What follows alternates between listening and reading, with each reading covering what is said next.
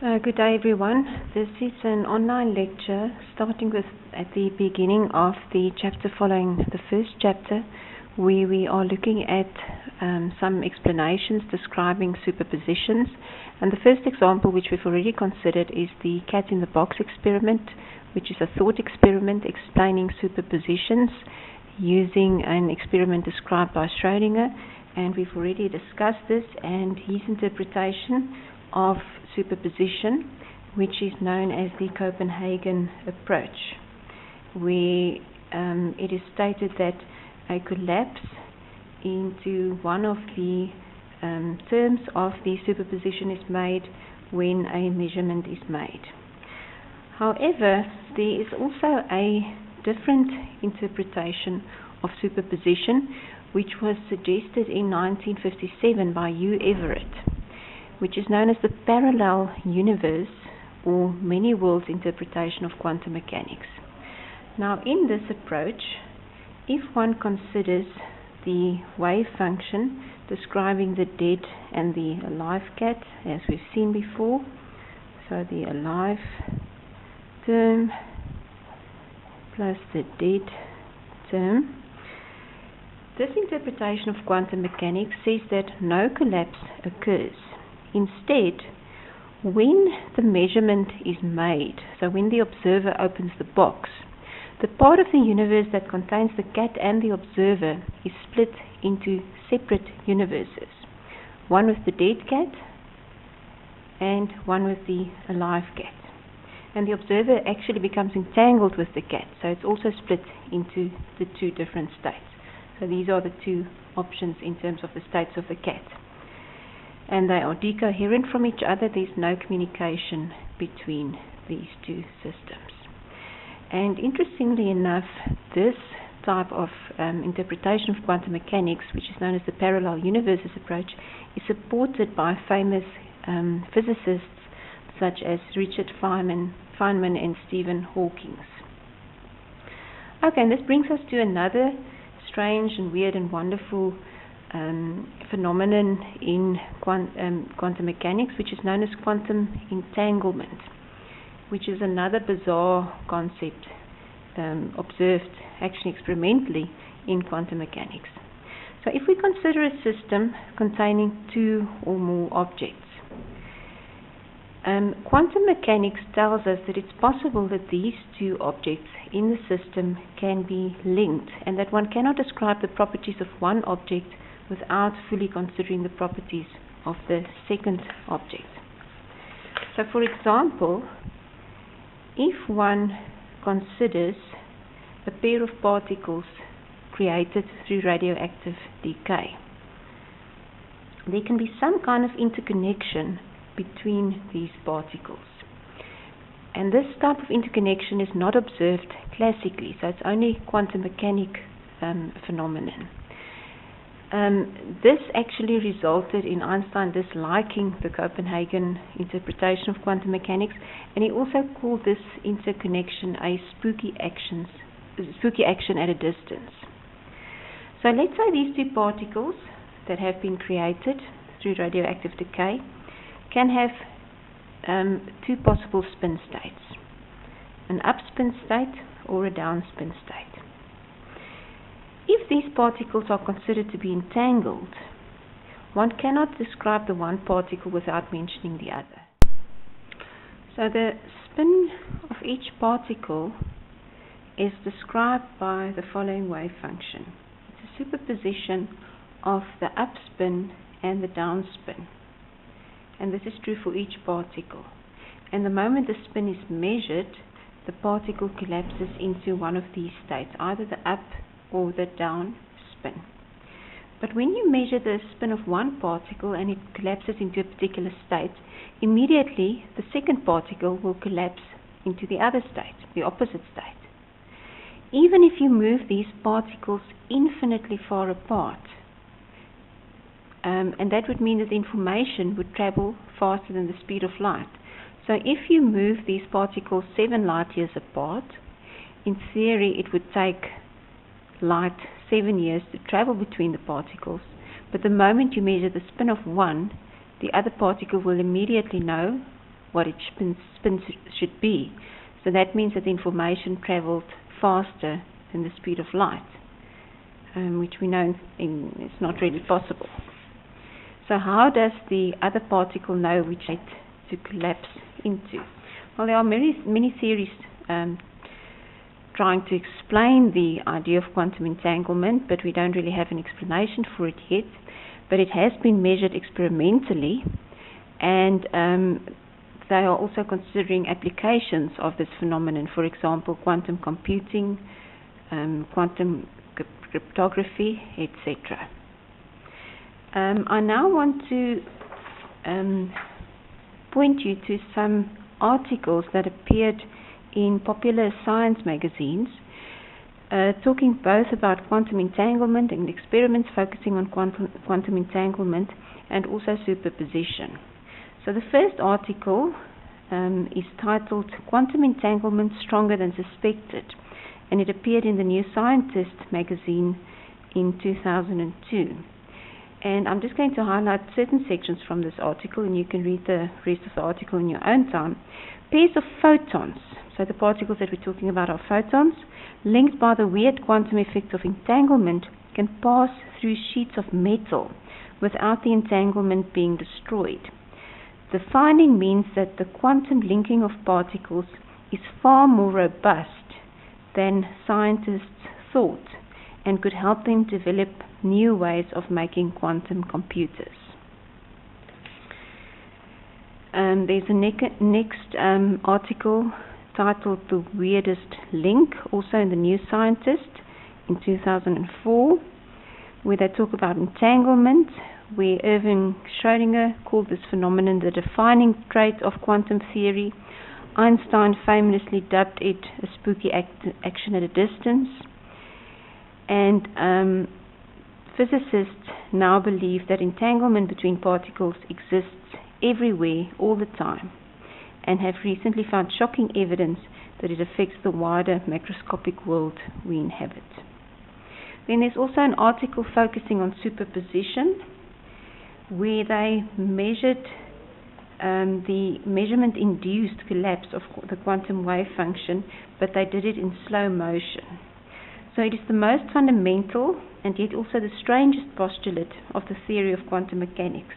The idea that a quantum system will catastrophically collapse from a blend of several possible quantum states to just one the moment it is measured by the experimentalist. In textbooks on quantum mechanics, the collapse is depicted as sudden and irreversible. It's also extremely counterintuitive. Researchers have struggled to understand how a measurement can profoundly alter the state that an object is in, rather than just allowing us to learn about an objective reality.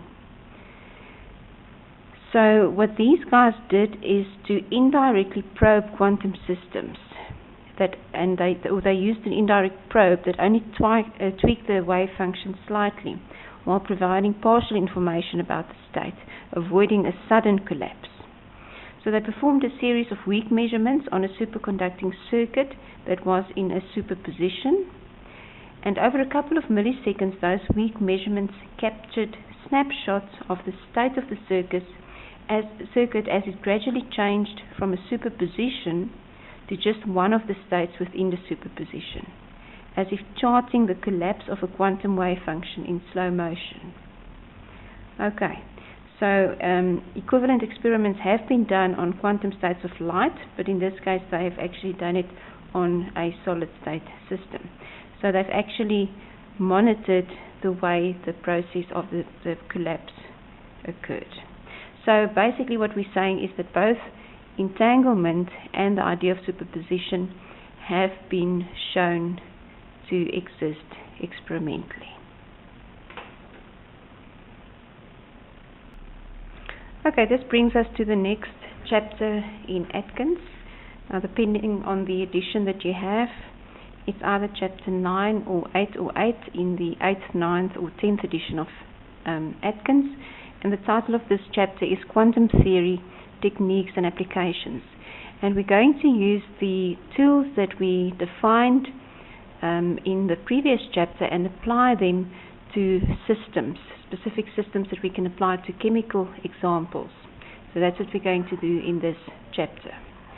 So we've already said that in order to find the properties of a system, we have to solve the Schrödinger equation. And remember, we said in solving the Schrödinger equation, we get wave functions and energies. And what we're going to do in this chapter is to specifically look at solutions to the Schrödinger equation for 3 different types of motion, namely translation, vibration, and rotation. And we've discussed these motions before. Remember, we said translation is moving in a straight line.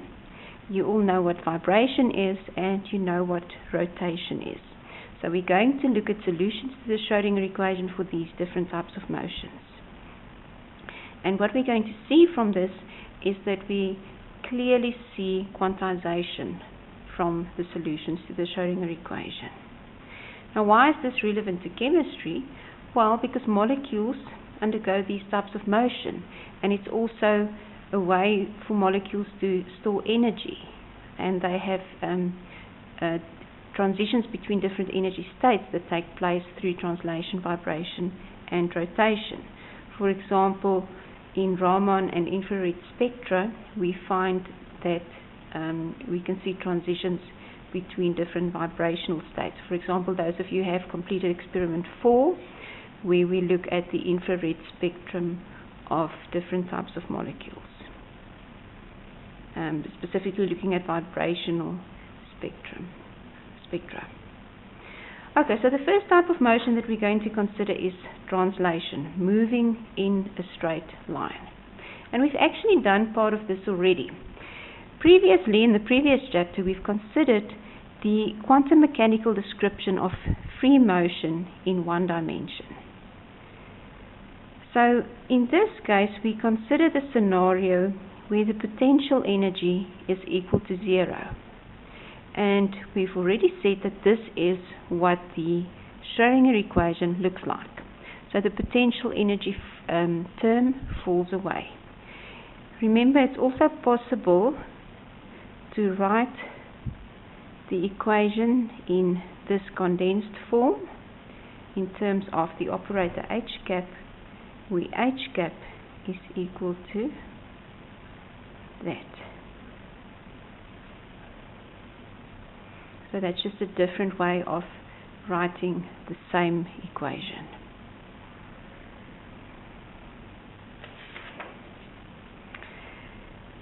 Now, we know that we can find more than one specific equation, solution for the Schrödinger equation, and in this case, the general solutions to this equation are as follows.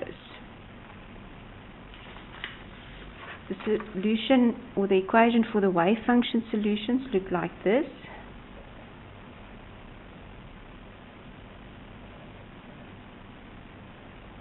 Also an equation that we've seen before, so nothing new there. And the energies, which is the second part of the solution,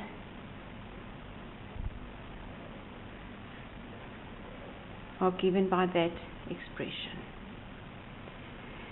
Now, in this example, or in these equations, you will notice that we use the subscript k to indicate the different solutions. So you will have a wave function 1, where k is equal to 1, and a corresponding energy E1. There will be a solution 2 with a corresponding energy E2, and so forth. So k is basically the counter to indicate which of these solutions we are referring to. Now, I just want to make sure that you don't confuse the symbols that we use. Remember, if we use uppercase K with the uppercase K subscript, that refers to kinetic energy.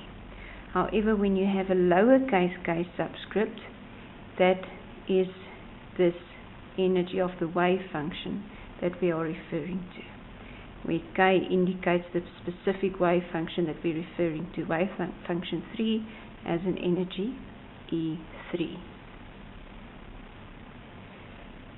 Now, one can show that this is a solution to the Schrödinger equation that we've indicated previously by substituting the wave functions. And we've done a similar example before, so I want you to please go and have a look at that and see if you can show that that is the case. We have done a similar example previously.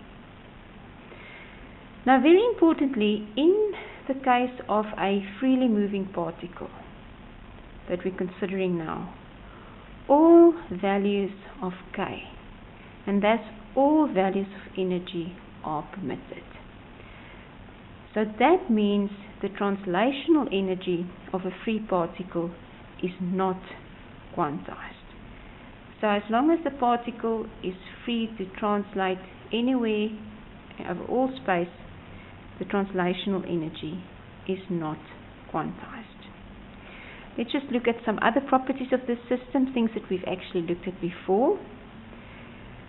If we look at the wave function, we see it has the form of a sum of two terms, the one containing e to the ikx, the other one e to the minus ikx, and we've actually looked at the momentum of these functions before. We said the function e to the ikx describes a particle with a linear momentum plus kh bar, the plus meaning it's towards the right. E to the minus ikx describes a particle with linear momentum with the same magnitude towards the left, so the px is minus h bar k. So in this case, e to the ikx is an eigenfunction of the linear momentum operator with eigenvalue plus kh bar, and e to the minus ikx is an eigenvalue of this operator with an eigenvalue minus kh bar. So I'm just applying some of the terms that we've defined in the previous chapter to what we know about the system for a freely moving particle. So what you can do at this stage, I would suggest, is that you put together a table for all of the different systems that we are going to discuss, with the first one being a freely moving particle. So what you can add to the table is, what does the wave function look like? What does the energy equation look like? Do we have quantization? What is the momentum? Etc. So all the information that you can have for a specific system, you can add to the table. The first one being a freely moving particle.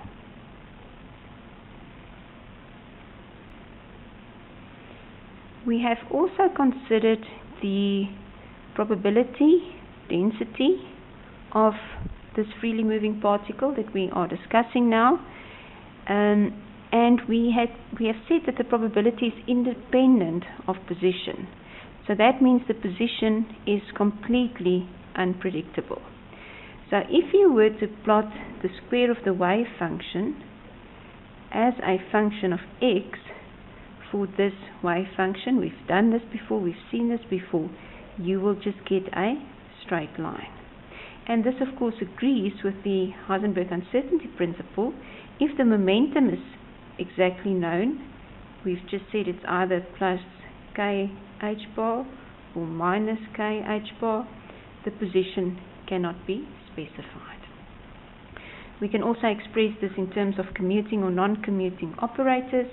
Remember, we said the operator in terms of position and the linear momentum operator do not commute. So that is how we express this in terms of the operators. That means that the corresponding observables, position and linear momentum, are complementary observables.